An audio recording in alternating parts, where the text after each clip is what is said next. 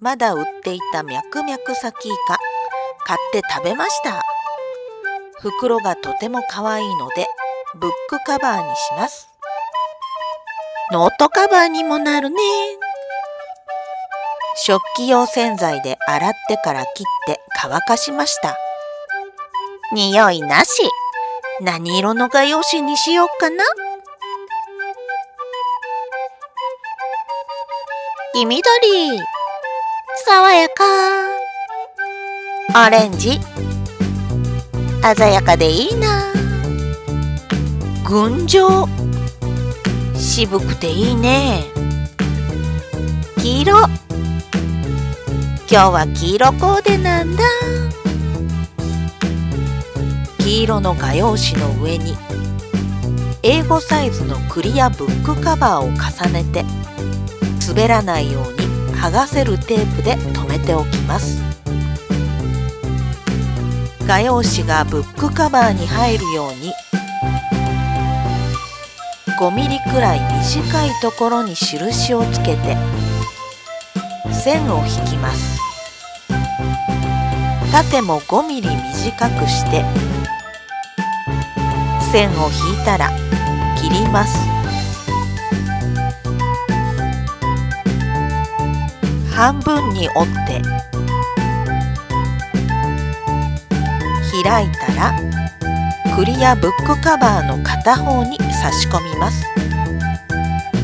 クリアブックカバーと画用紙の間にミャクミャクサキイカの袋を差し込みます。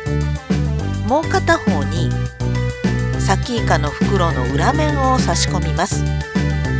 裏面の袋は小さいから動くので、剥がせるテープを輪っかにして画用紙と袋の間につけて固定しても良いかもしれません。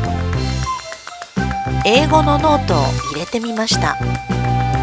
シールになっているので剥がして貼ります。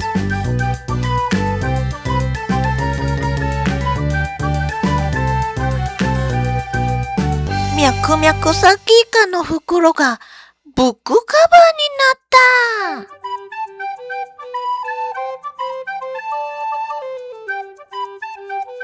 た。色を変えると印象も変わるね。赤と青の奇抜な見かけのサキイカ。味は思ったよりマイルドで、青のラムネ味が予想外にサキイカに合っていました。何年経っても味を思い出せるブックカバー。電車でこれで本を読んでいたら万博好きってすぐにわかるね。これで本を読むのは恥ずかしいという方におすすめなのは文庫版サイズ。同じように画用紙を少し小さく切ってサキイカの袋の表面を差し込んだら完成です。さりげなく思い出を残したブックカバー。これを見てミャクミャクサキイカの袋だと気づいた人は、その人もかなりの万博好きでしょう。メモのカバーにもいいね。未来のレシピを書くのにもいいかな。大切にとっている万博のお土産の袋、どうしようかなって迷っていたら、ブックカバーにして楽しんでみてね。見てくれてありがとう。またね。